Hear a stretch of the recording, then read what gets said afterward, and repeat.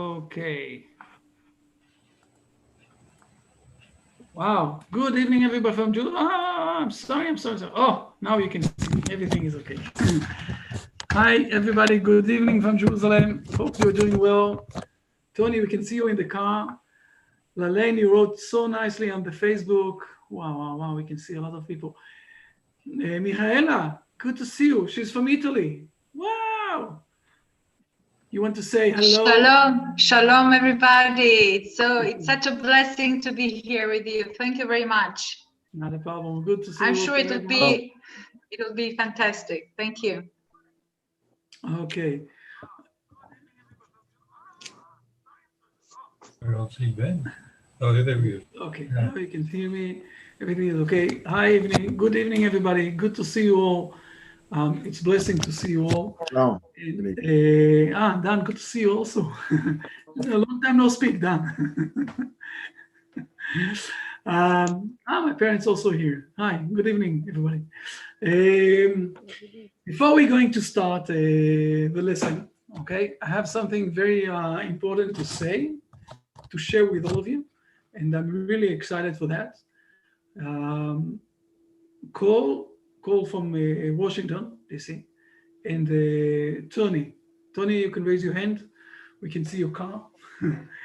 Had an excellent idea to broadcast every Saturday morning at 11 o'clock Eastern Time, New York time, to broadcast a service of the Shabbat prayer and also to read the Parsha together on the online with all of you, because a lot of people don't have the permission or the possibility of coming to the shul, to the Hebrew shul, to the Jewish shul also today with the coronavirus. So they offer to do that, and we are more than excited to give this opportunity.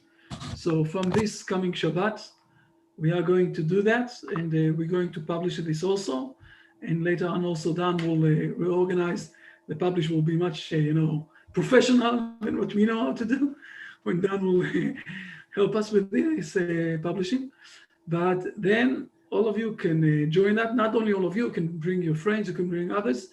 And at the end of this service, also we will. It will be sometimes it will be Rabbi Sherki, sometimes it will be me, and not only to pray on Shabbat, but also to read the Parsha that we're reading, the Hebrew people, to join that. And also we will give some sort of an idea about the Parsha at the end of the service. We will join it after the Shabbat that we have in Israel.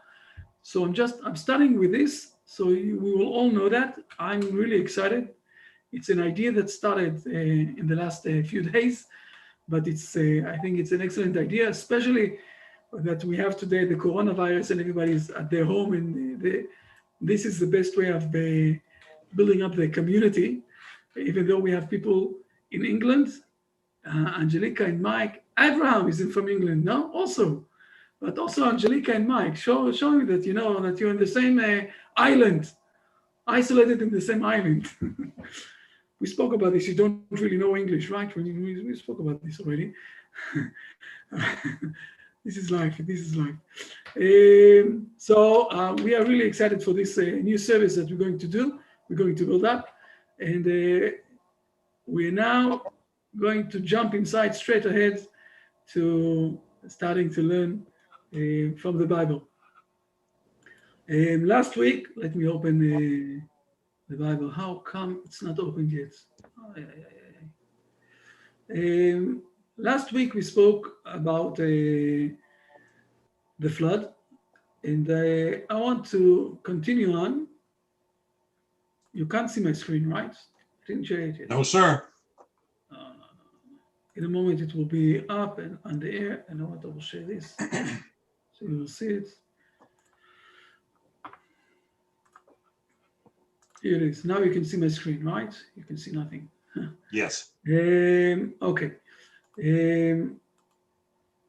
No, come on. Why the internet is so slow? I don't know. I know why. Okay, last week we spoke about Noah with the ark. I want to remind you all what we showed, that there is a difference of the relativity of time. Okay, it is a bit different. While for Noah, it was only 40 days. Noah and the ark, the people inside the ark, it was only 40 days. And the 40 days is reminding us that God is giving him the Bible, the Torah, the same thing like he did also with Moses. Outside the ark, it was a year. It was a full year, a full circle of the year that was here, that was there. And now let's go to what is happening at the end of those 40 days for Noach, and how we're starting to come back to the new reality, to the new life that we have. So please, Dan, read verse number 6. And it came to pass at the end of 40 days that Noah opened the window of the ark that he had made. Okay, so we're starting, there was a window. The window, it's a bit of a question. Was this window only bringing light inside, or the window was also taking light outside from the ark? Basically, let's think about this like that. It was like the womb of the mother, where they were all inside the womb of the ark. And this was the 40 days that it built them up. And now he is opening the ark. Now let's read for a moment verses number 7 and verse number 8. Just a moment, here it is. And he sent 7, 8, 8, 9, please. And he sent forth the raven, and it went out back and forth until the waters dried up off the earth. And he sent forth the dove from with him to see whether the waters had abated from upon the surface of the earth. But the dove found no resting place for the sole of its foot. So it returned to him to the ark, because there was water upon the entire surface of the earth. So he stretched forth his hand and took it, and he brought it to him to the ark. What we see here, that there are two different kinds of birds. Okay, one is the raven, and the other one is what we call the dove. And those are two different types of birds. While the raven doesn't have any loyalty, not loyalty to his mate, and not loyalty also to his kids. I don't know if you know that, if you remember that. It's also written down in Psalms, where the raven he is giving birth to his kids, and that's it. He's leaving them alone, and God is giving them food. And the question is, now that we're going out from the ark to the new world, is this going to be a world with loyalty one to each other? Or is this going to be a world of disloyalty one to each other? The dove, we know today, it's biologically. The dove usually have loyalty also between the couples, just like men and women, usually, okay? Usually men and women have loyalty one to each other. And when they're getting married, usually they are, building up as a couple their life together. And I'm blessing each one and one that is sitting in this room to have 60, 70 years together with his soulmate. The raven doesn't have any loyalty. And this is mainly the question: what is going to be the life in the new world? Life with loyalty or life without loyalty? That, by the way, the dove till today is the symbol of without any fights. Okay, a lot of being peaceful together. Till today, this is the symbol of living together one with each other. So in the first 7 days, or in the first time, the dove didn't find any resting place to live. So what happened here is, let's read 10, 11, and 12, please. And he waited again another 7 days, and he again sent forth the dove from the ark. And the dove returned to him at eventide, and behold, it had plucked an olive leaf in its mouth.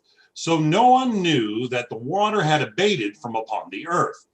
And he again waited another 7 days, and he sent forth the dove, and it no longer continued to return to him.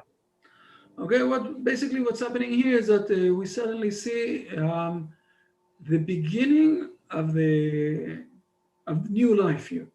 Okay, where we're saying that she took a part of the olive leaf in its mouth. So we're speaking that in the third day before man came to this world, when God created this world, he created basically the trees and the plants. And this is what's happening here. Now it's a new life here. Everything was covered with water. Nothing was here. The water is something that is managing to wipe off and to demolish all the shape that we have in our world. Take anything that you will put inside the water for a long time, it will lose its shape. And the same thing, this is what happened in the flood. And now we're starting from the beginning, like the third day.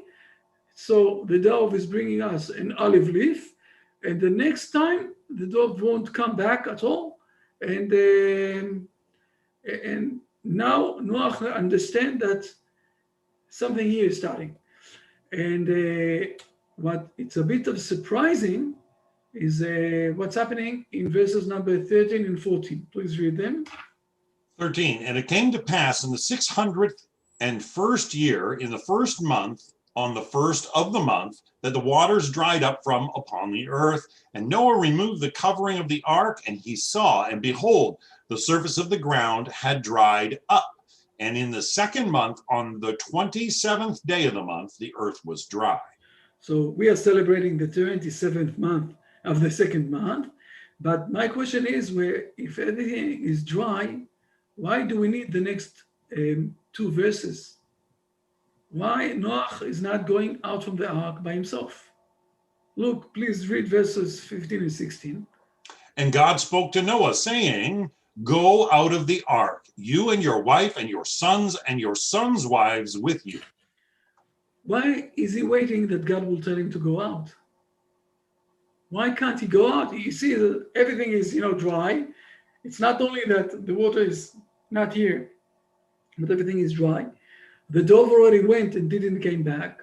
So most probably he also sent off all the other birds that he had.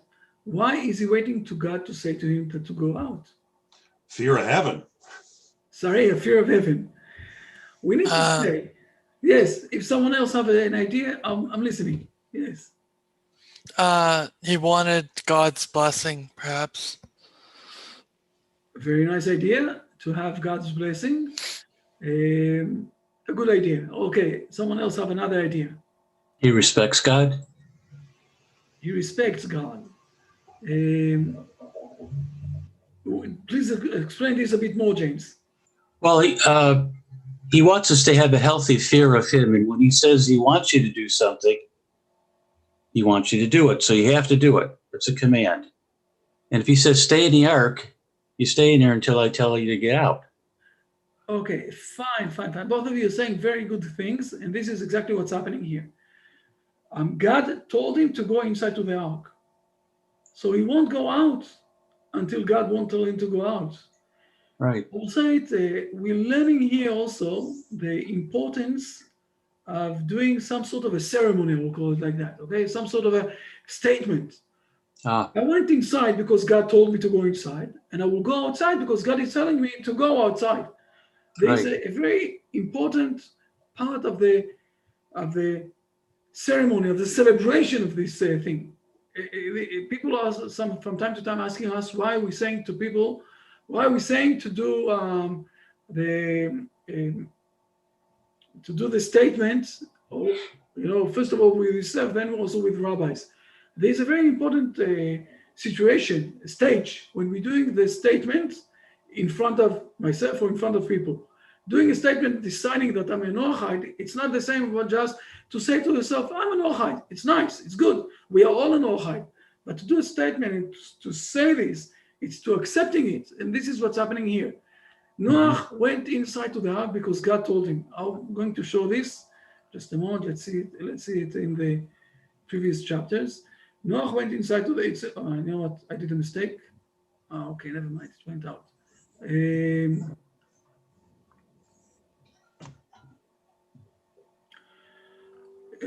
Please read verse number 1 in chapter 7.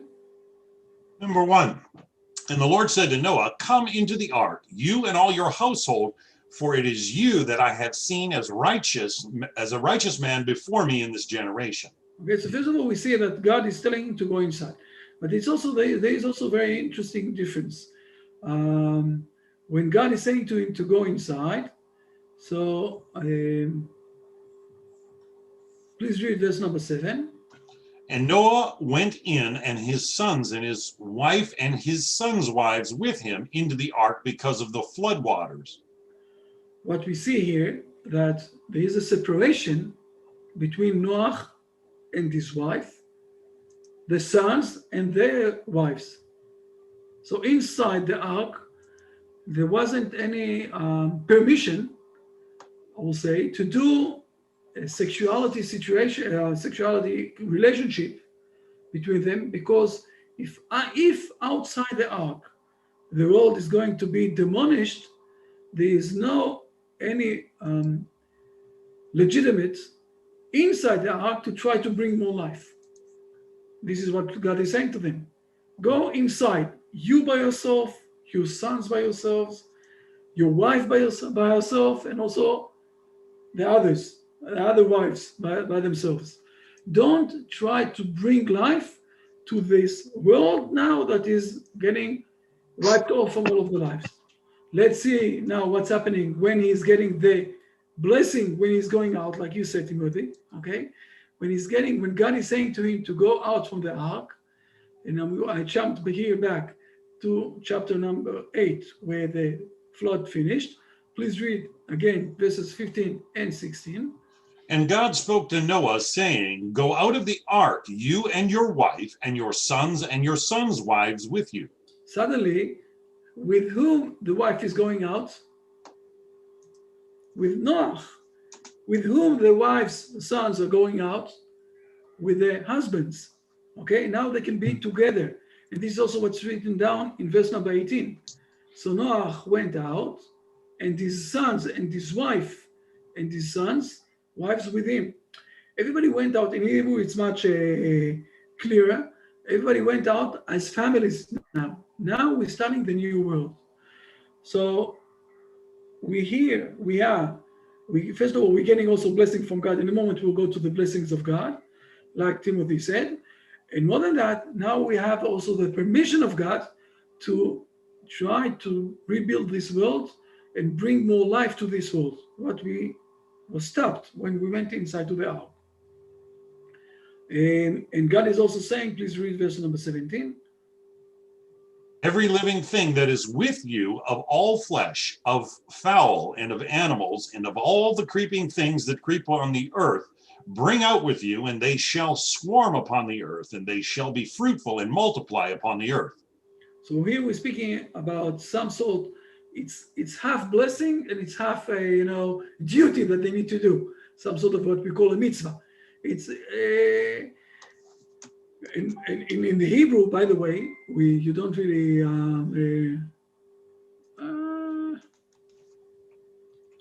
in the Hebrew, just a moment, I'm sorry for that. This is an important one. I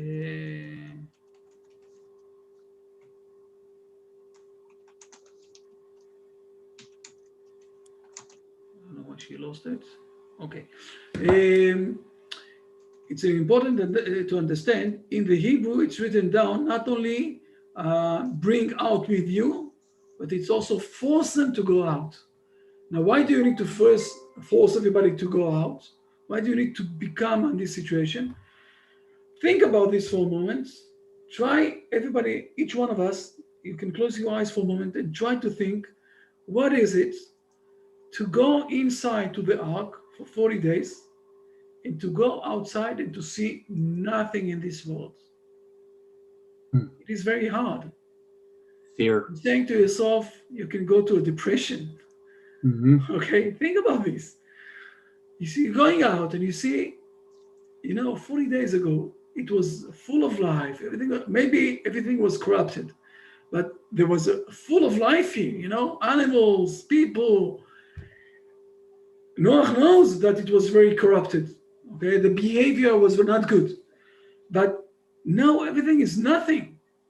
Think for a moment to the Japanese in the Second World War, after the bomb went inside, they had the bomb of the Hiroshima and Nagasaki. What happened to the people there? Why the Japanese so fast said that they are, they don't want to fight anymore. In a few minutes, they saw suddenly everything is wiped off. And the same thing is happening with Noah. He is waiting to get not only the permission from God, as Timothy said, also the blessing of God, to go out, that it won't happen anymore, that it's worthwhile to do something to bring this world to a new stage, because it is very, very hard feeling to see something like that. Now we are so regular with this text. We know this text. We're reading it. Let's stop for a moment and let's feel for a moment exactly what Noah is feeling. Noah is not feeling, so happy. It's not a good feeling at this moment. It's very hard. So in the Hebrew, it's written down that you need not only to go out, you must force everybody to go out from the ark. You must go first. You must push everybody to go out. And this is what is going out. Please read for a moment verse number 19. It's very important also for that. 19. Every beast, every creeping thing, and all fowl, everything that moves upon the earth according to their families, they went forth from the ark. So we say here also according to the families. It's very important. Now we're stopping. Everybody have a family. It's interesting to say that the cats will be only related with the cats, and the dogs only related with the dogs, and the monkey only with the monkey, and the human being only with the human being. Okay, for us today, after 4,000 years, it's very simple, but most probably before that, it wasn't like that. And this is part of the things that we spoke about, of the reason why we had the flood, because everything was corrupted. And here we're moving to another stage, and it's very important also this stage. And please read verses number 20, 21, 22, and we will manage to move to chapter 8 and to go deeper inside to a lot of more things. Please. 20. And Noah built an altar to the Lord, and he took of all the clean animals and of all the clean fowl, and he brought up burnt offerings on the altar. And the Lord smelled the pleasant aroma, and the Lord said to himself, I will no longer curse the earth because of man, for the imagination of man's heart is evil from his youth, and I will no longer smite all living things as I have done. So long as the earth exists, seed time and harvest, cold and heat, summer and winter, and day and night shall not cease.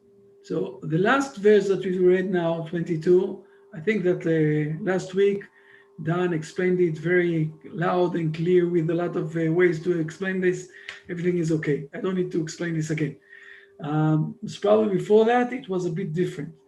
It's very important to see how God, first of all, verse number 20, we see that Noah is sacrificing to God. And in a moment, God is going to do a covenant with Noah. And there is also a very important point here in verse number 21, when God is saying, I don't really like the word Lord, okay? I'm sorry, it's something that is related to the Christian explanation. The word is not Lord, the word is God, okay? But God himself is saying that he's not going to curse not the earth, because men also have part inside himself that is bad, and he needs to fight this side. So we have in another different verse, so what happened here? I lost it. Okay, excellent. We have, just a moment. We have another verse in other place in the Bible. Okay, it's in Deuteronomy. Let's see where it's going on to us. Let's try to bring it fast. I'm sorry, I didn't prepare that. I lost. Okay.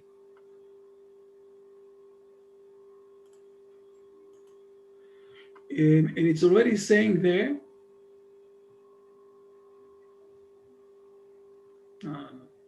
Chapter before that. It's already saying here that you have a possibility to. We also said it regarding to. Please read verse number 15. No, before that. There is. You have 19, 20, and 21 up on the screen, Rabbi. No. Let's read first of all verse number 11 and 12 and 13. No, 11 to 14, please. You'll have to scroll up. I can't see it. No, because I know. Just a moment. I will go back so you will see the exact screen. I'm sorry. Yes, okay. Now read, please, verses 11 to 14. 11, for this commandment, which I commanded you this day, is not concealed from you, nor is it far away. It is not in heaven that you should say, who will go up to heaven for us and fetch it for us, to tell it to us so that we can fulfill it. Nor is it beyond the sea that you should say, who will cross to the other side of the sea for us and fetch it for us, to tell it to us so that we can fulfill it. 14. Rather, let me read 14. Rather, this thing is very close to you. It is in your mouth and in your heart so that you can fulfill it. So we're speaking about things. The Bible is speaking about things that are very close to us. Today, we can move over the sea to see things. And we can also go to the heaven and to go to the moon. But in those days, that it wasn't also something that you can do. And we're speaking about commandments that you can do for yourself. And what is the main point of those commandments? Please read verse number 15. 15, behold, I have set before you today life and good, and death and evil. And this is something that you can choose. You can choose whatever you want to go. And this is something that we also saw when we're saying that you can choose it. Please read verse number 19 also, that it's showing 19, this day I call upon the heaven and the earth as witnesses, that I have warned you, I have set before you life and death, the blessing and the curse. You shall choose life so that you and your offspring will live. You shall choose life. It's very close to you. It's inside your mouth, your heart. It's not something far. We saw the same thing that God is saying to, what's his name, to Cain. I want to show this to you because we spoke about this also. God is saying the same thing to Cain in chapter 4 in Genesis. We saw that more than once. Just a moment, here it is. Please read verses 5, 6, and 7. This is very related to what's happening to Noah, that Noah also giving sacrificing, and God is smelling this sacrificing, smelling, in practice, it's not really smelling, but he is satisfied with this sacrificing, and therefore he is blessing Noah. Please read what's happening when he is not satisfied from the sacrificing, verses number 5, 6, and 7. But to Cain and to his offering he did not turn, and it annoyed Cain exceedingly, and his countenance fell. And the Lord said to Cain, why are you annoyed, and why has your countenance fallen? Is it not so that if you improve, it will be forgiven you? If you do not improve, however, at the entrance, sin is lying, and to you it is longing, but you can rule over it. Again, very, very important. But you can rule over it. It's your decision. It's not over the seas. It's not up in heaven. It's not anything. It's only connected to you. So from one side, we know that men have also evil inside him. On the other side, he can rule it. In the cartoons, they really like to do this. On one side with the white person, and on the other side with the black person, and each one of them is telling him to do something, the good thing, the bad thing. But at the end of the day, it's plunking and going back in the heart, because every one of us have the way to control the things that we are doing. And this is, I think, the most important point that we see already when God is speaking with Noach. Here it is. Hello, Rabbi. May I say something about this verses? Yes, of course. In a moment, just a moment. God Yeah, is yeah.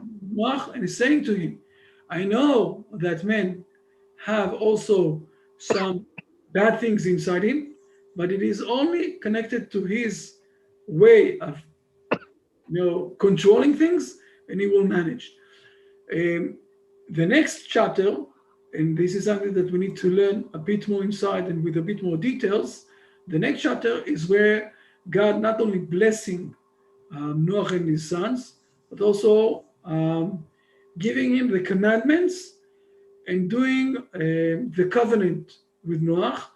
I'm doing a spoiler for next week. Okay, the covenant with Noach is very interesting because every covenant in the Bible is only one-way stream. Okay, God is doing the covenant and that's it. No one is doing covenant with God.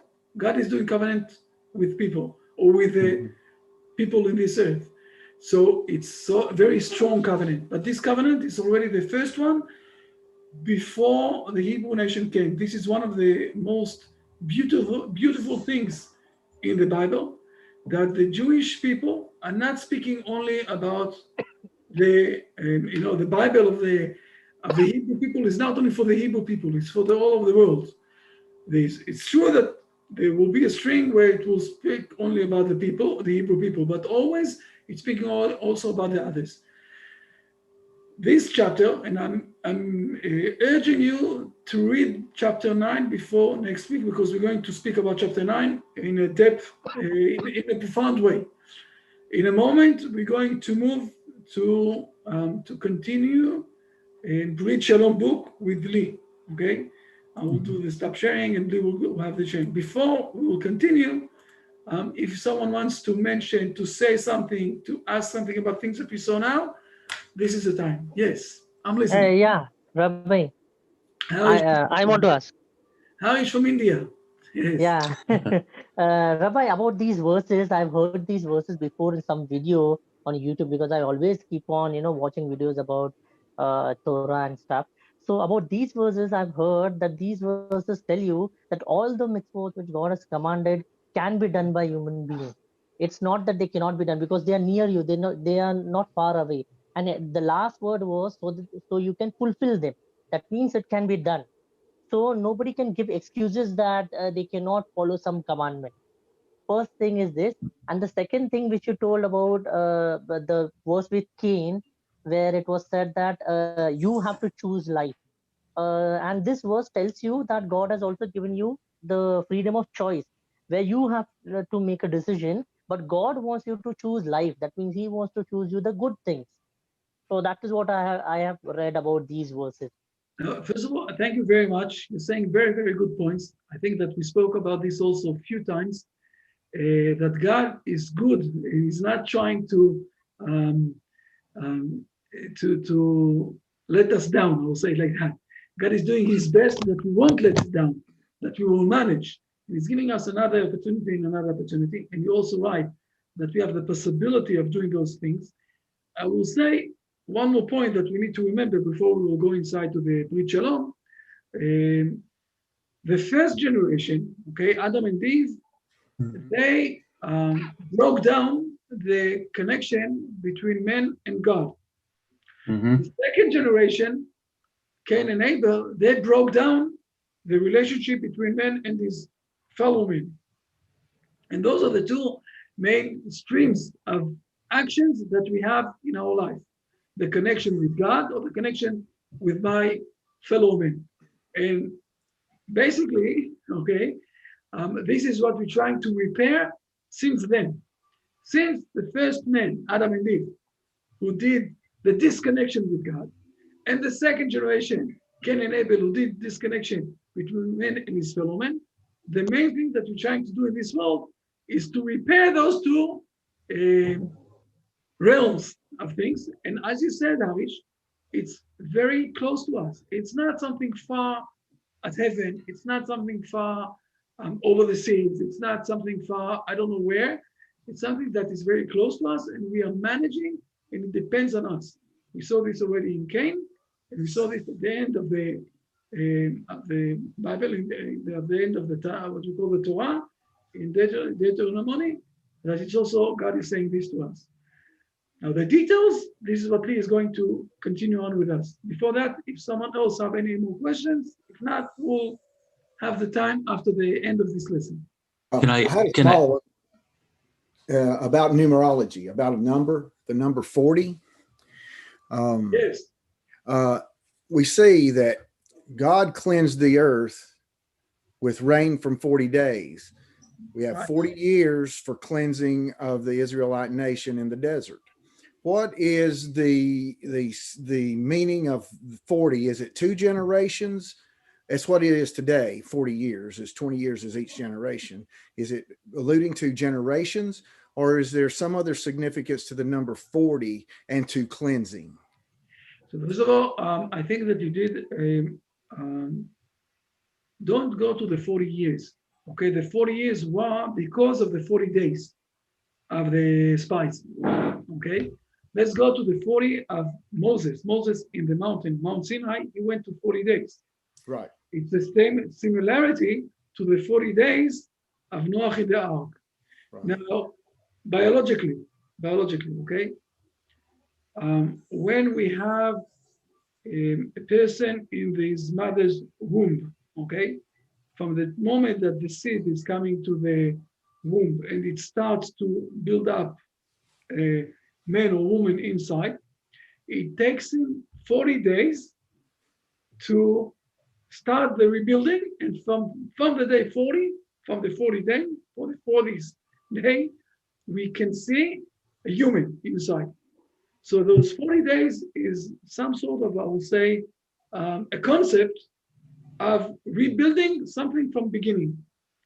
When Noah is in the ark, we want to rebuild back the world. Speaking about 40 days. When God is giving the Bible, the Torah, to Moses, he is trying to rebuild back from the beginning the Hebrew people. So he's giving him the Torah in 40 days. And this is very similarity because we read last week that one of the things that happened is that everything from heaven went down. Okay, one of the verses that we read in the flood. So in the beginning, we're speaking about that heaven is coming to us. When is the next time that we see that heaven is coming to us? With Moses. God is giving us the Bible from heaven. So in the beginning, or more or less, we can say that Noah in the ark, God got, I will say, the Bible. This is what he got. And this is what we see when he's going out from the ark. When he's going out from the ark, he has some sort of covenant. And he is getting also all sorts of commandments how to live his life in the Torah way, just like the Hebrew people will get after that in the Mount Sinai. So this is why it's 40 days. It's like rebuilding back the world in Noah's time, or rebuilding back the nation in Moses' time. And so 40 days, it's a symbolize of the 40 days in the womb of the mother, where it's rebuilding from nothing, men. Now, we will use this terminology when we're going to speak about, I don't remember exactly the wording in English, but there is, in the first 40 days, okay, the seed, every part of the seed could become something else. Part one could become an eye, the other one can become the liver, the other one can become the kidney. So every part of the seed could become something that will be different part in the body. But after it's becoming this part, you can't go back and say, okay, now the kidney is supposed to be the liver. It won't happen. And this is where we're standing now in the end of the flood, where the possibility of the Hebrew nation could come with every son of Noah. Okay? We're speaking here much before the Hebrew nation become to this world. Now it could be we're speaking here about the seeds of everything, of the beginning of the nations again. Okay, God is doing from the beginning. So we will speak about this later on when we will come to chapter 11, and we are going to speak about all the 70 nations and how come the Hebrew nation became from these 70 nations. But this is why we're speaking about 40 days.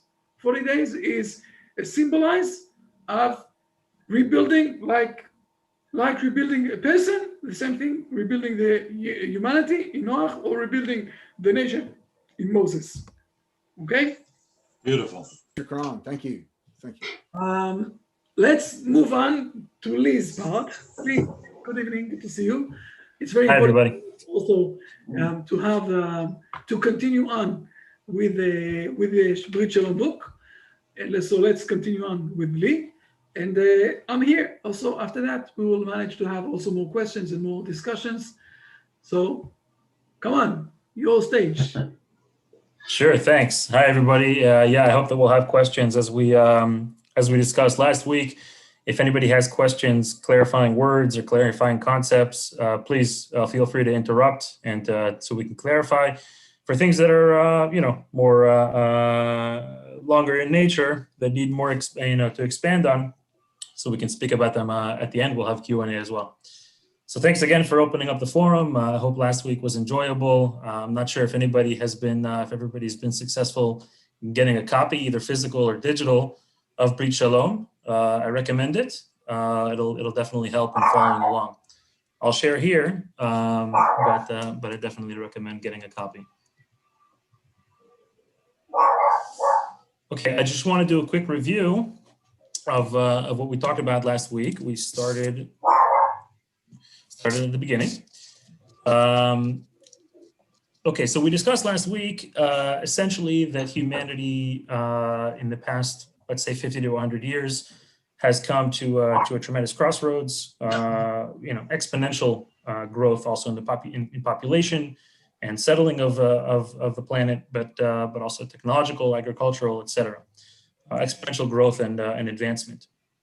In the middle of all this potential, which, as we said, this potential can be used for good or for evil, as we've, as examples abound.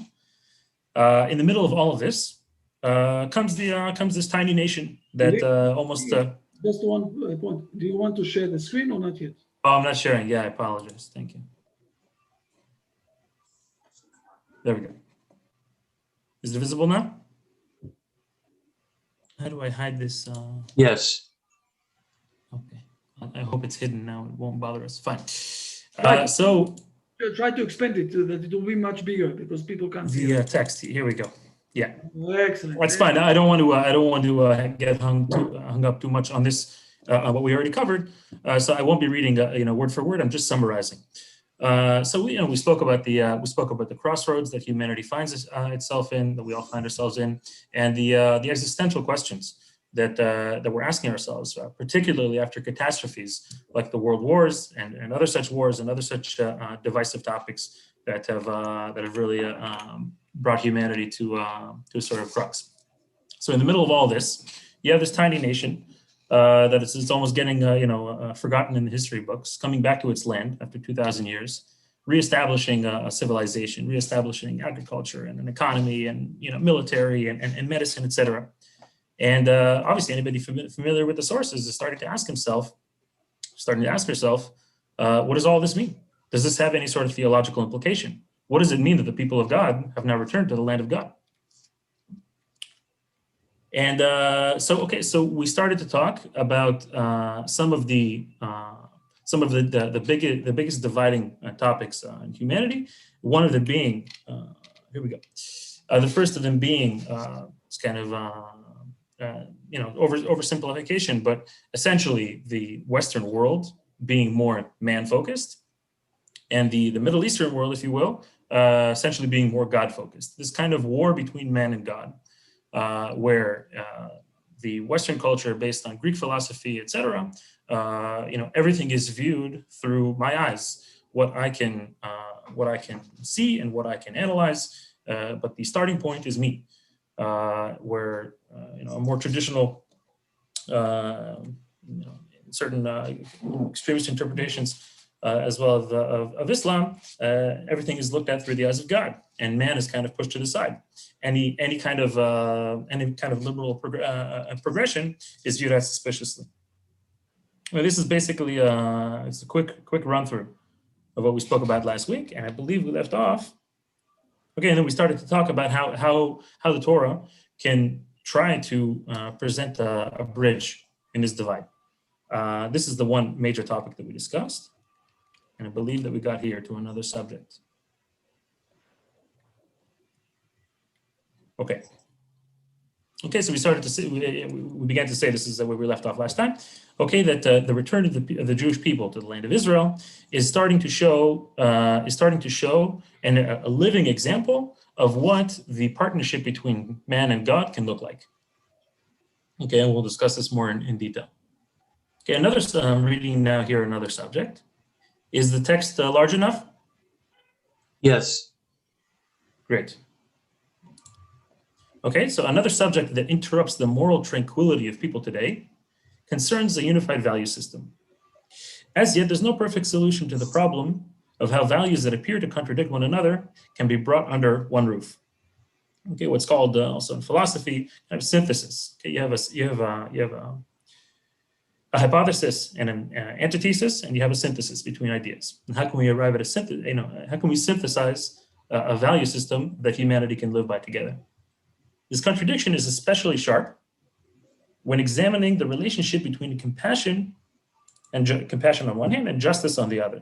Okay, what is discussed in Torah sources, also in Kabbalistic sources, as the kind of the right sphere and the left sphere, if you will, in simplistic terms, giving and taking, kind of unbounded love and strict judgment. Okay, while Christianity bequeaths to the world the proposition that compassion and only compassion, is an ethical value finding expression in all Western value systems, Islam consistently adopted justice in its most extreme forms as the preferred value in carrying out God's will. So I want to expand on this a little bit. Okay, when we're talking about here, the compassion that Christianity is putting forward, we're talking about statements such as the meek shall inherit the earth, or turning the other cheek to one's enemy. We can even see expressions of this in pop culture, such as taking this to an extreme, but such as a figure like Batman. Right? What is one of Batman's characteristics? He will fight his enemies, but to kill, that's like off limits. Now, right? That's like I'm willing to have compassion even on my enemies, even though they're a threat to me. It's obviously a caricature of that value. Right? Whereas in Islam, consistently adopting justice, we can even find this expressed in the Arabic word for law, as we saw earlier, halakha in Hebrew, for the Torah value system, but in Islam, din. Okay, the word in Arabic for law is din, right? Which is in Hebrew is judgment. Okay, this is the way a person can relate to God, is through din, is through judgment. It's very, very, very black and white.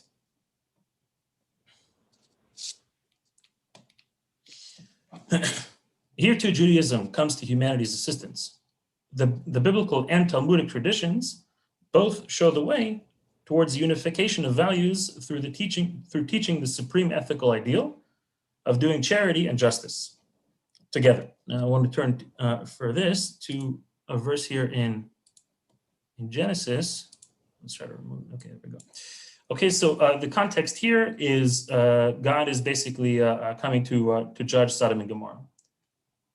Okay, and it's as if God is speaking to himself about Abraham.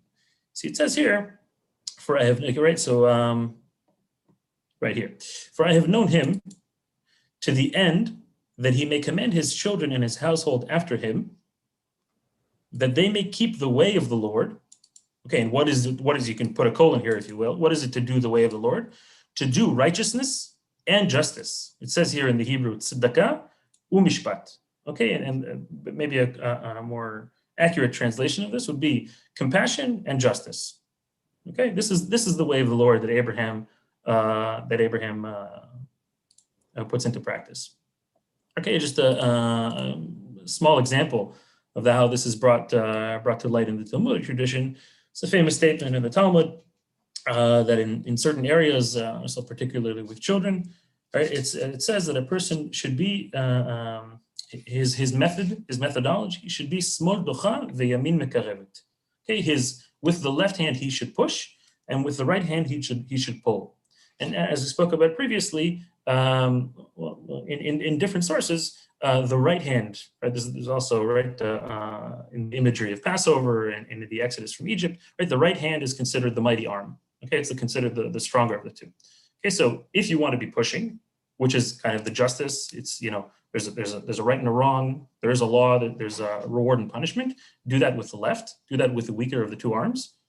But be sure to pull the child in with the stronger of the two arms. Okay, it's a cute imagery. Okay, teacher comes to his student, and while he's giving him rebuke, he's straightening up his tie and he's making sure to tell him that he loves him. And at the same time, he's making sure that the student understands the clear message. The actualization of this ideal has appeared both in the wartime conduct of the state of Israel, despite all slanderous accusations against it, and as part of the fabric of daily life, the state of Israel's fair treatment of a hostile minority population within it. So I think maybe I'll send a link. I don't think I'll show it now, but I think there's a great. I'll send a link to a great video that discusses some of Israel's wartime conduct and the unfathomable lengths that Israel tries to go to limit human casualty, even on their enemies. Okay, so we need to go out to war, and if somebody's going to be threatening us, then we need to protect our own citizens. That's any nation's right. Okay, but at the same time, we don't value right. Every human life is valuable. We saw this previously. We don't really need to bring a source for it. Right? That every human being is created in the image of God. We certainly don't value the needless wasting of life. Okay, again, the marriage, the blending of the two, of compassion and justice. As the bearer of prophecy, Israel stands out among the nations as a conduit for the revelation of God's will. Thus, the Jewish nation is known for its special mission of being a light unto the nations. Okay, a clear reference to verses coming from Isaiah. The centrality of the Jewish nation as the transmitter of the word of God, as the heart, I'll just highlight this here, as the heart among the organs of the human body, it's a very important message here, does not carry with it a feeling of superiority, but rather a sense of responsibility. Okay, there is an integral interdependence between the Israelite nation and the nations of the world. Right? When people hear the phrase, the chosen people, right, they err to think that, okay, we're chosen whatever we do, and that means that we're better than the rest of humanity. And the better way that I heard it explained is that we are chosen. We're chosen as the emissaries of God. We're chosen to be the transmitters of the word of God. Yeah, that's a responsibility that we carry in the merits of the forefathers. Right, their children took on this responsibility. That means that we have a responsibility, and if we don't live up to that responsibility, then we're not carrying out our mission. Right, as we said, a light unto the nations. Okay, it's another phrase common in biblical literature is a light tower, a migdal o. Okay, I think it's quite clear. As opposed to other traditions that carry with them a universal mission, even while imposing their identity on others and taking control in imperialist fashion, Judaism does not desire to nullify the rich cultural heritage of anyone. Okay, I think we spoke about this. If I recall correctly, I apologize if I'm not remembering correctly, but I think his name was Paul, who was speaking about leaving behind idolatrous ways. And we tried to underscore this point that it's true, there's a certain baseline, and there is right and wrong, and there's a certain morality that all of humanity is bound to. but we want the richness of humanity in all the different forms of expression. And this is quite unique. On the contrary, the Jewish nation contents itself with the task of projecting light and not of taking control. It was set a light into the nations, a light tower. Okay, it's a light in a dark tunnel, and it shines the way. It was in this manner that the prophets spoke about an ideal future when all people will receive from the nation of Israel appropriate, multifaceted guidance, whether the recipient was a nation, a human collective, or an individual, each according to its unique identity. Okay, and they bring here the famous verses from Isaiah, which we say often in the synagogue. We'll turn for this to go to the verses. Okay, this is in the opening chapters of Isaiah. And it says like this, the word of Isaiah, okay, verse 2. It says, and it shall come to pass in the end of days that the mountain of the Lord's house shall be established as the top of the mountains. Again, as we said, a imagery of a light tower. And shall be exalted above the hills, and all the nations shall flow unto it. And many peoples shall go and say, come ye, and let us go up to the mountain of the Lord, to the house of the God of Jacob, and he will teach us of his ways, and we will walk in his paths, for out of Zion shall go forth the law and the word of the Lord from Jerusalem. And we saw here clearly reference to all nations and many peoples. Okay, we want that uniqueness to be maintained, and at the same time serving as a light tower, as an example. Lee, it's very important to mention, and Lee was very exact with his words. We are saying that each nation, I will say it like that, okay? When you want to buy, Mike, I'm speaking with you now. When you want to buy flowers to your wife, okay? I'm hoping that you're doing it from time to time. When you want to buy flowers to your wife, so you want to have few flowers with different, I will say, colors and different smell. And then you also have the string that is bounding them together, okay? But you can't say to yourself, I don't want, I want less flowers, I want that there won't be enough flowers, something like that. All of them together is giving us a very nice flowers that you're giving to your wife. We need to understand each nation is a different flower. We can't say that we don't want this nation or we don't want this nation. Each one of us, each nation have a unique color and unique smell. All together, as bonded together, we are one big, flowers that we can give we can present ourselves in front of God. And each one of us are very important. The Hebrew nation is the string that is managing to bundle all of them together. But we are not saying ever, we never said that each one of them is supposed to be the same color, all of them supposed to be the same colors, all of them supposed to be the same thing. No, each one of them have a unique thing. And this is a very big difference between, I will say, what happened when the French managed to capture the world, and then they wanted that everybody will know only the French culture, or when the England people capture the world and everybody is supposed to be only England. Or it's not. We're not speaking about something like that. Each one of the nations are supposed to be very unique, and they are giving something else to this bundle of the flowers. And this is what Lee said before, and it's very important for us to mention that, because this is how we see this collective of all of us together. Okay, those are the words that I wanted to say. I say something real quick. It's that spark. It just came to me while you were speaking, as we're looking at Israel and the nations and tying them to the body. Would it be that Moriah, Luz, where Jacob had his dream of the ladder, right? That's where the light of God comes into the world. We have one at the base of our skull, a Luz bone. That's what it's called in Hebrew. And it's the separation between the mind and the body. the body being the nations which contain the passion and the nephesh, and the mind which contains the neshama and Israel, where you are placed over us with logic and knowledge. We have to take that logic and knowledge from Israel through the light of the Luz of Moriah and bring it into our heart to control the passion, the nations, to help us to become more like you.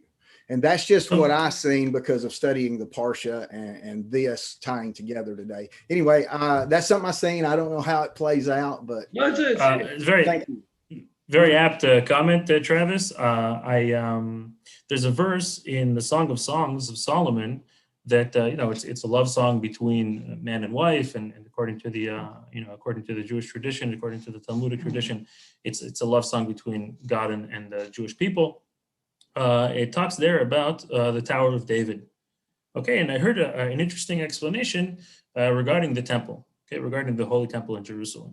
The Holy Temple is called it's right.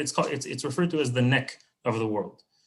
And the explanation goes that that the head is kind of the metaphysical realm.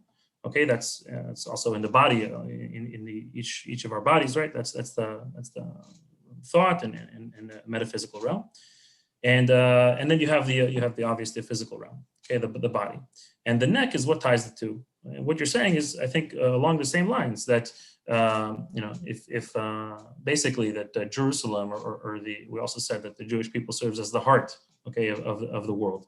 You can't have the heart without the body. You can't have the body without the heart. This interdependence is what, at the end of the day, brings the marriage between God and humanity.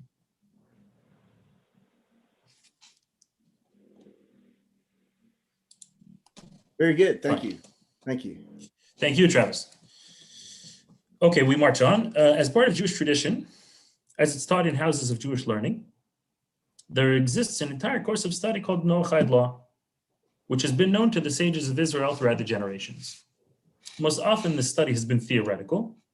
As we said, okay, the Jewish people were for thousands of years being slaughtered, so we didn't have so much time, to busy ourselves with spreading the Torah to the nations. But in recent generations, members of many nations, as many of you and your friends and family, have begun to show interest in the practical application of the unique contents of Noahide Law, including actual guidance in fulfilling the halachot or Torah precepts or laws involved. Therefore, Rabbi Sherki here writes, therefore I saw it appropriate to compose a book of the halachot or the laws for those interested individuals, a sort of abbreviated yet essential Shulchan Aruch or code of law, consisting primarily of laws pertinent to those individuals who see themselves as children of Noah or Noahides. This composition, Brit Shalom, as we said it's called, or Covenant of Peace is the translation, a guide to practical Noahide daily life, complements Brit Olam, or Eternal Covenant, a prayer book that addresses Noahide's spiritual life. Okay, it brings the verse here from Ezekiel, Chezkel. I will seal a covenant of peace with them. It will be an eternal covenant with them. Obviously, according to this verse that he's calling these books. My thanks are extended to those who assisted in the elucidation of the halachot or the laws and investigation of their sources, Rabbi Malko Sufir, research and clarified the issues presented here, and my student Yechiel Ehrlich, who devoted inestimable time and energy to this holy work with total devotion. May God reward them for their efforts, and may they receive their payment in full from his endless abundance. It is my hope that this book will find favor before God and humanity. Clear reference here to the book of Proverbs. I'm not sure if I thought I had it open here, right? So that we seek not only to find favor in the eyes of God, we also seek to find favor in the eyes of man. And one without the other is incomplete. And it's with this prayer that Rabbi Sherki ends the introduction. Rabbi Chaim, do you want to start the first chapter? Do you think we have a few minutes? I think so. I think that it will be good to start at least, for the 5 minutes to start the chapter, that people will start feeling a bit more the thing itself. A little bit more, right. Fine. So as I said, the first couple of chapters deal kind of with an introduction or a framework, foundation, right? And then it gets a little bit more into the actual laws of daily life. Chapter 1, Noah, who are Noahites?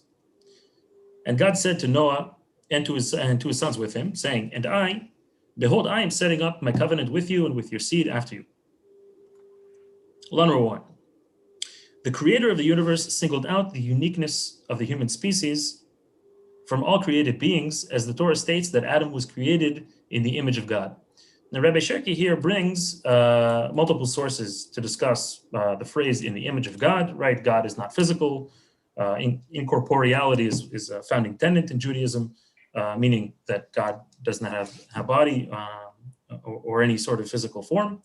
So what could the phrase possibly mean? One of the founding commentaries, one of the fundamental commentaries that's brought, is the commentary of Maimonides. Rabbi Moshe ben Maimon is a fantastic book in fundamental metaphysics of Judaism called The Guide for the Perplexed, in which he essentially states that humanity being created in the image of God is, as we said earlier, that humanity is granted free will.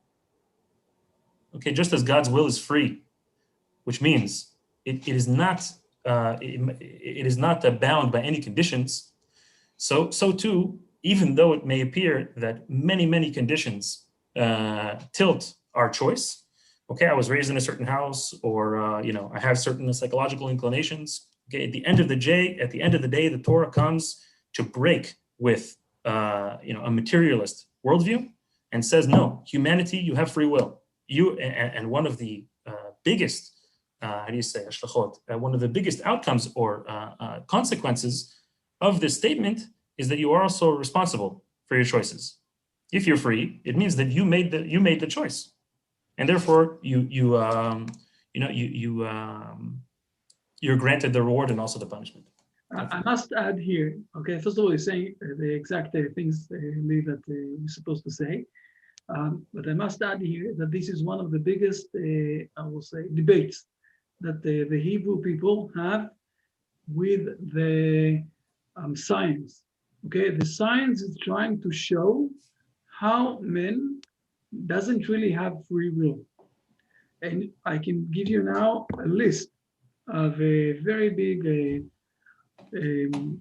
say, people today, giant people, really very smart people that I did a lot of things in the universities, and they're trying to show how the freedom of choice that we have is very narrow if we have freedom of choice. And it could be a lot of people. And this is one of the main things that the Hebrew people are fighting since the beginning of their life. Okay, 4,000 years ago, we do have free choice, and everything can be broken down. Maybe it's hard to decide this decision and not the other one, but we do have a free choice, and this is why also we have responsibility of things that we are doing.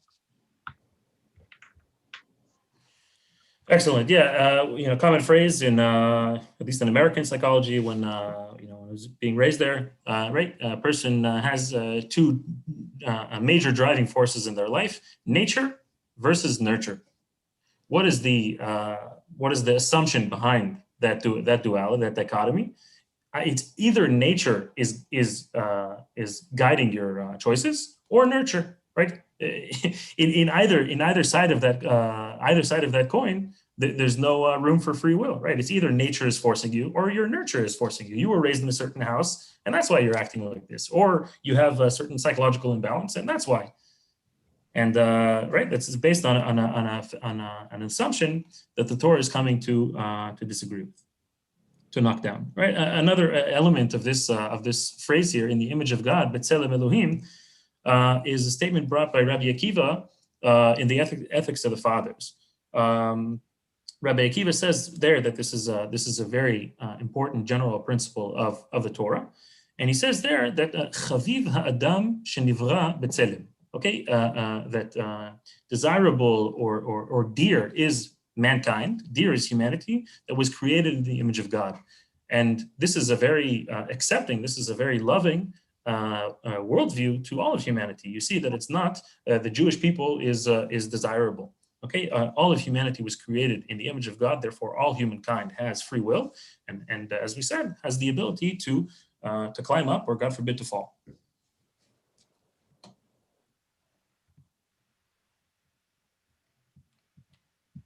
Number 2, the Jewish tradition holds that the Creator has sealed a covenant with human beings, which primarily includes 7 commandments known as the Noahide laws. Okay, and these are going to be obviously broken down in the following chapters. But this is the foundation for all of humanity. This is the starting point, and from there onwards, it's a ramp. Every person has an obligation to accept the binding validity of the 7 commandments that were commanded to the descendants of Noah. Okay, here, and we're about to differentiate. This is to accept the validity. Okay, now number 4 says, aside from accepting the validity, of these laws, each person must actually observe them in practice. Okay, and here there's another very clear break from, I think, a more Christian worldview, which discusses what's called a creed before deed. First of all, it's what I believe. Afterwards, it's what I do. And Judaism comes and says, the Torah comes and says, no, it's the opposite. Okay, it's deed before creed. It's very important to have your beliefs in order, but beliefs without deeds is nothing. Okay, it's true that deeds need the beliefs in order to be guided, but if it doesn't come to, if it's not expressed, okay, you can tell your wife that you love her 1,000,000 times, but if you don't actually get up in the middle of the night to help with the baby, if we don't bring her flowers like we said, if you don't find ways to make her feel special, okay, then it's words. Okay, very action focused.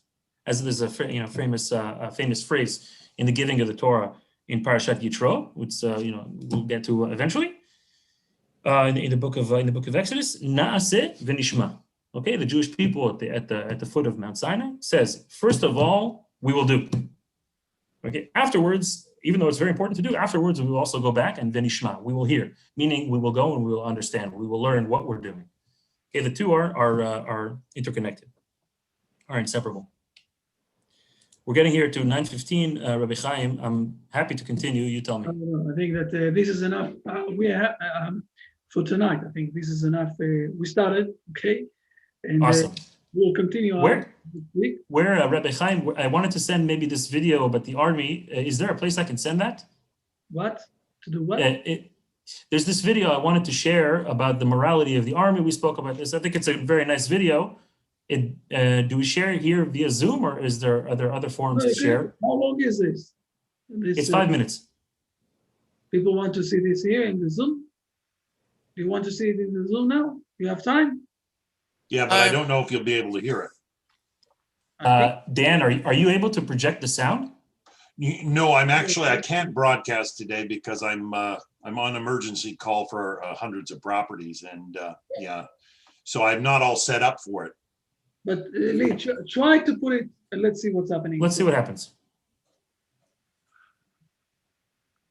Yeah, everybody can see it, but we can't hear it. Only you No can sound, hear it. Rabbi. No Lee, sound. There's no sound. Sorry. You can't plug the same microphone and. Here, share computer sound. Is it this? Share computer sound? You can. Yes. Let's try. There are two views of the Israeli military. Coming through. Here in most of the media, and the truth. I'm going to tell you the truth. I was the commander of British forces in Afghanistan.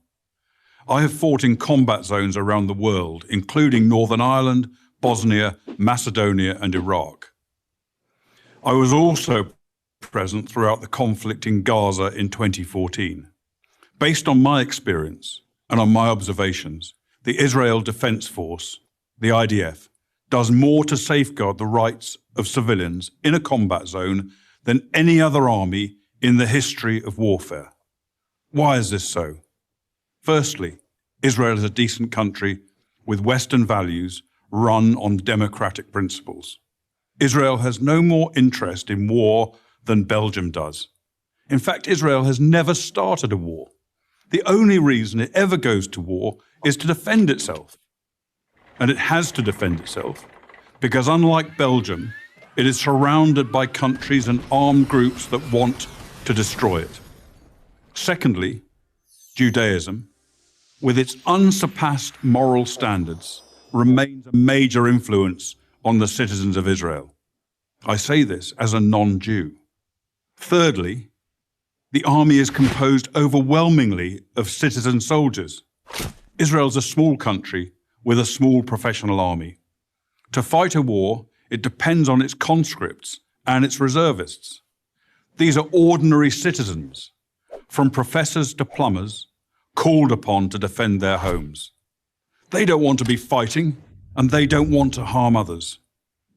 Nowhere was the essential morality and decency of the IDF more evident than in the Gaza war of 2014. If ever there was a purely defensive war, this was it. The war was started by Hamas, the terror organization, designated as such by the US State Department that runs the Gaza Strip. In the first 6 months of 2014, Hamas launched hundreds of rockets at Israeli civilians. After repeated warnings from Israel to stop, the Israeli Air Force finally conducted precision strikes to halt the rocket fire, and the IDF advanced into Gaza to destroy a network of terror tunnels that Hamas had constructed to attack Israeli communities near the Gaza border. The IDF took extraordinary measures to give Gaza civilians notice of targeted areas, dropping millions of leaflets, broadcasting radio messages, sending texts, and making tens of thousands of phone calls. Let me repeat that. The Israelis called Gazans on their cell phones and told them to leave their residences and move to safety. Never in the history of warfare has an army phoned its enemy and told them where they're going to drop their bombs. Many IDF missions that could have taken out Hamas military capabilities were aborted to prevent civilian casualties, increasing the risk to Israeli citizens and soldiers. Despite all of this, of course innocent civilians were killed. Every war is chaotic and confusing, and mistakes are frequent. But mistakes are not war crimes. Hamas, on the other hand, committed war crimes as official government policy. Hamas deliberately positioned its military assets among the civilian population, hiding weapons in schools and hospitals, and placing rocket launchers alongside apartment buildings, then forced those civilians to stay in areas they knew would be attacked. They also instructed their people to report the lie that every Gazan killed was a civilian, even if they were actually fighters. And if there were no civilian deaths, Hamas made them up. Numerous internet sites show Palestinians elaborately staging sniper victims and smashed ambulances, among other phony horrors. It's so common, there's even a term for it, Pallywood, as in Palestinian Hollywood. Ironically, it's the leaders of Hamas themselves who best understand the extraordinary measures the IDF will take to protect innocent civilians. They take full advantage of Israel's decency and adherence to the laws of war. No army takes such risks in order to protect civilians as the Israeli army does. I say this as a professional soldier. I say it because it's true, and people who care about truth should know it. I'm Colonel Richard Kemp for Prager University. Okay, it was just, pretty, I think I just lost the share. Just a quite vivid example of what we were discussing previously about the marriage between compassion and justice. I think I'll butcher the quote, but I think it was Golda Meir, Rabbi Chaim, who said that when our enemies love their children just as we do, instead of wishing them death upon them, then we will have peace in this region. Something like that. So thanks again, everybody, for sharing the forum with me. Rabbi Chaim, we have only a little bit of time for questions. Yeah, people, depends on what people want to ask, if people want to ask. Okay. Rabbi Lee, Can you hear me? Hi, Paul. Yeah, hi, Paul. I can hear you. I just want to thank you, Rabbi, for such a great chore that you shared with us. And it was very helpful. And I want to say the genius of Yaakov and his blessing, and that me coming out of the church, that the blessing of Esau is even to honor his brother Yaakov, because even what he conquers by the sword will one day return to Israel. I just want to say blessings upon the Jewish people, the Jewish community, for they are blessed people, and that may we continue to learn. And thank you for all you do for us. And it's great. Thank you, Paul. Thank you, Paul. And again, thank you very much for opening up your time for me. It's a big honor for me.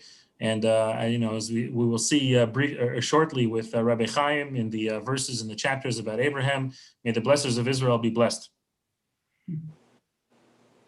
Amen. Okay. Someone want to say, to note something, to ask something? Well, it's always me. I can ask something anytime. I'd like to go back to the literal meaning of in the image of God. When we're talking about the literal meaning, God was both male and female. So that's the way Adam was created, right? But before God removed the skin and covered us, did we have in the image of God his glow, his light shining from us until we were covered with skin? It's a good question, but I think that we said more than once that the first 3 chapters of the Bible are speaking about the era of heaven, and we don't really know what is there because we are here. Okay. So I can give you an answer, but my guess is not more than your guess. So we'll see. But it's sure that we also had a bit of more of shining light. This is what the sages of the Hebrew, this is what we have in the Babylon Talmud, that it says that Adam had a very shiny body because we didn't have the skins that we have today. But again, those are more things that it's hard to speak about, because those are things that it's not here in this world. So it's hard to say this. I was going to allude to the glow from Moshe's face after he got the hug from Yehovah. I'm sorry. No, it is. It's you're right. But again, it's hard to understand that. We don't really know. Yes, Lara. Yes, you have a question also. Just a moment. Yeah, I have a question. I'm confused about one thing. When Noah came out of the ark, God told him that, or he said to the angels that he is not going to bring destruction to the earth again. And then when Rabbi Lee was explaining, it says in Isaiah, in the end of the days, when everybody is going to go to the mountain and worship. And so I don't understand why it says that in the end of the days, if it's already been told that there's not going to be another destruction. Does that make sense? Yeah, I think you go ahead, Rabbi Chaim. Thank you, Lee. When we're moving to another stage, okay, it doesn't say that we need to destroy the other world for to demolish the past world. Okay, let's move to another stage with a harmony and peaceful to the next level. Okay, you can destroy the other world, but you can also move to another stage without destroying the other world, and this is what we're trying to do.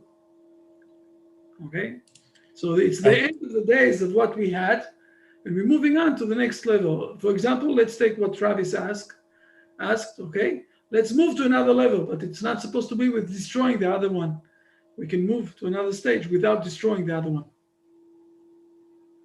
I agree. I'll just add a small point of clarification, Lara, to everything that Rabbi Chaim said.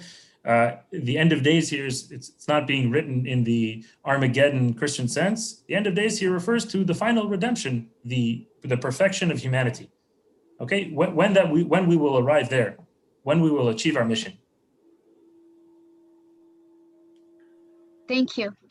Okay. Rabbi, can I say something about what Lara said? Yes, of course. Yeah, I think it's as I understood about the prophecies, it's always if we don't do this and destruction will come upon us. But if we do it right, then it doesn't have to come. Exactly. Exactly. Yeah. Very good note. Thank you. Yes, you're more than right. Thank you very much. Harish, you want to Rabbi, say yeah, something? Yes. this time I have a very small question. The question is like, in Christianity, many a times people say that I'll pray for you. So can in Judaism somebody pray for somebody else? Or we can directly pray for ourselves to God? I mean, that we can do, I know, but can somebody else pray for us? Always. This is something that in the Hebrew tradition, we can speak about this. It's not a small question. It's a very Oh, good one. yeah, I didn't know that. We can speak Harish, your about questions this. are very deep. Yeah, we can speak Yeah, about this thanks. for a long time, but we are all connected. Therefore, we can also pray one for each other, for the blessing of the others, for the health of others, for that they will manage with things for others. Okay, everyone is connected. And I Okay. must say that also there is a research in the United States from the last century, from the 60s of the last century, where they're showing that when you're praying, it's helping to heal others. Okay, there's a mystery of praying, and it's true. It's happening. It's working.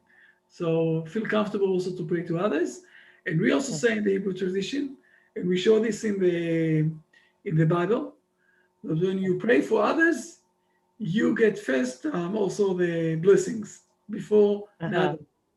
Okay? Okay. So it's a very important Thanks. one. Pray to others and to give them a charity.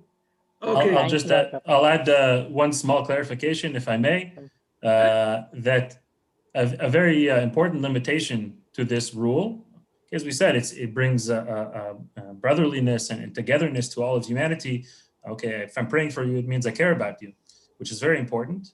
But it's obviously it's very, very important to understand that nobody is a conduit between me and God.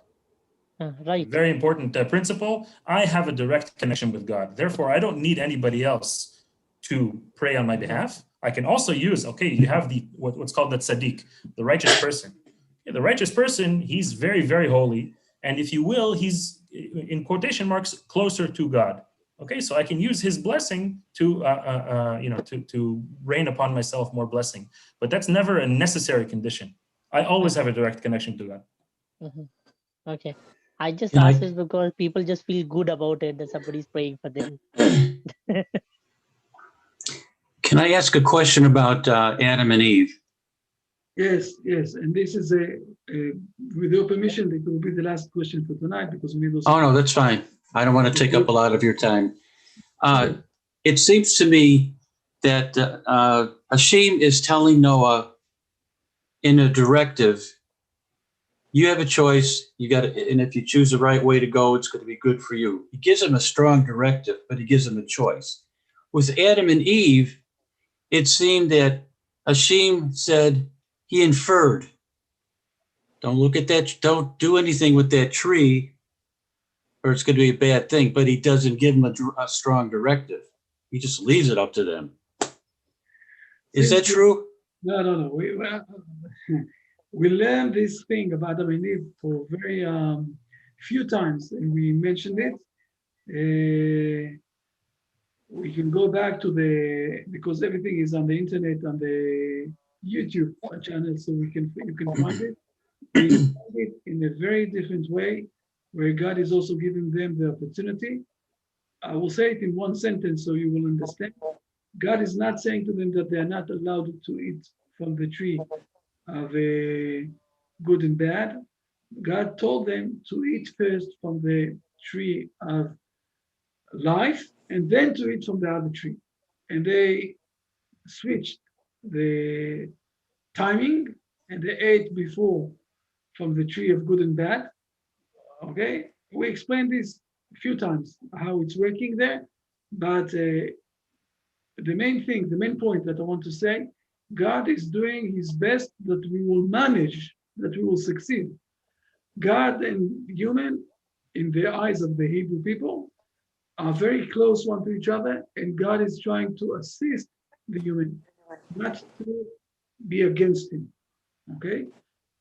A small example, how do we have the fire? You know, the fire is one of the most important things that we have that is showing the uniqueness of men in this world, okay?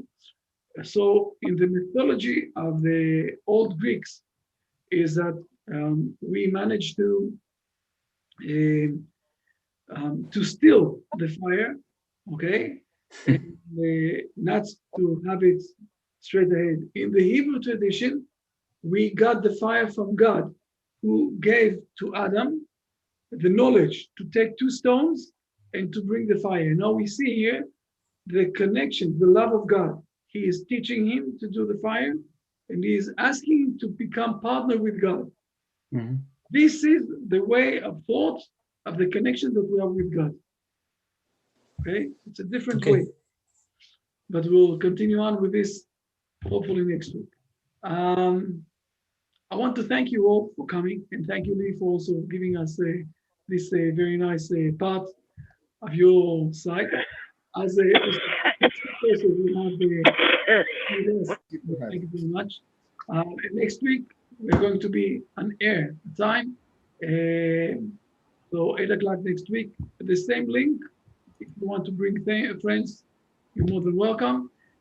As we have here also people from South Africa, from India, from the Philippines, from United States, from Canada, from South America. So you're all welcome to come also next week. And we are managing to bring here some sort of peace in our world. So it's only the first step. Thank you very much, everybody, and see you next week. Shalom. Shalom. Thank you. Thank you, Rabbi. Shalom. Thank you, Rabbi Lee. Shalom. Thank you. Bye. Shalom Thank you, to everyone. rabbis. Bye-bye. Bye.